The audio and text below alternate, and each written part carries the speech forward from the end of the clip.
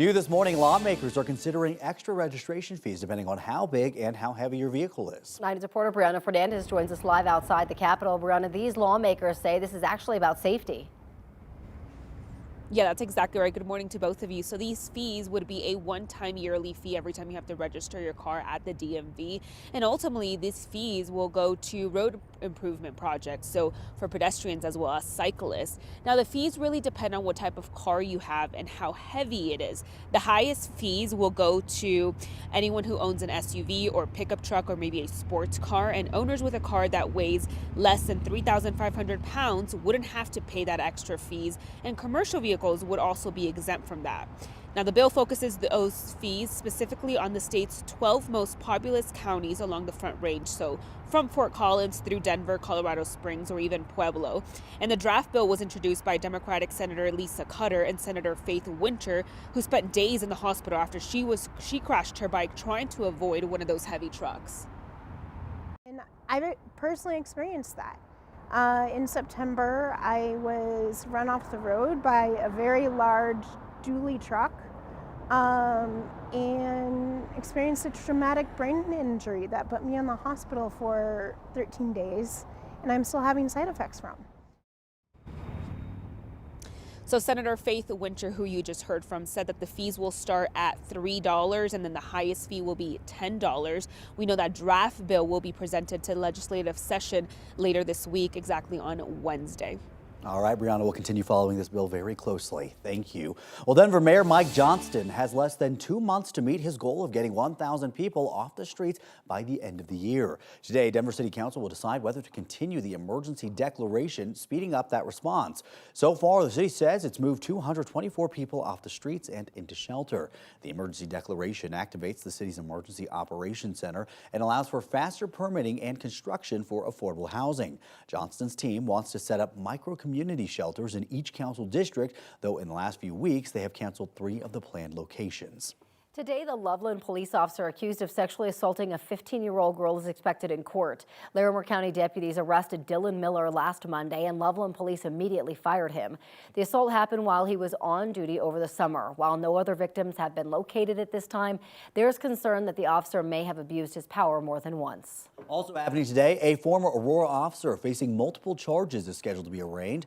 An arrest affidavit from back in January says that former officer, Douglas Haroon, was off duty and driving home when he got into an argument with a woman walking her dog off leash.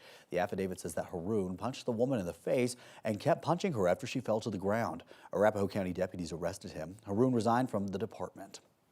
This morning, we are 4 days away from a possible government shutdown, but this weekend, new House Speaker Mike Johnson unveiled a 2-step plan to keep it open. The first part of the bill would extend funding only for military construction, veterans affairs, energy, and water until January 19th.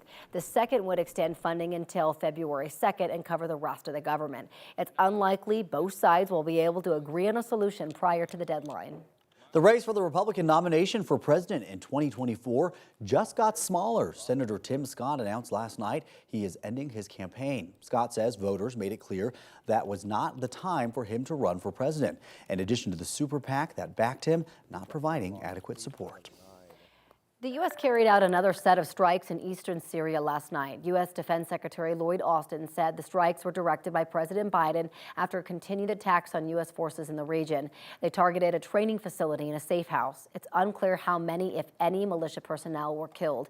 And right now, the largest hospital in Gaza is struggling to keep patients alive after running out of fuel for their generator. The Israeli military said Sunday it put 300 liters of fuel at the entrance of the Shifa hospital complex, but Hamas had blocked the hospital from receiving it.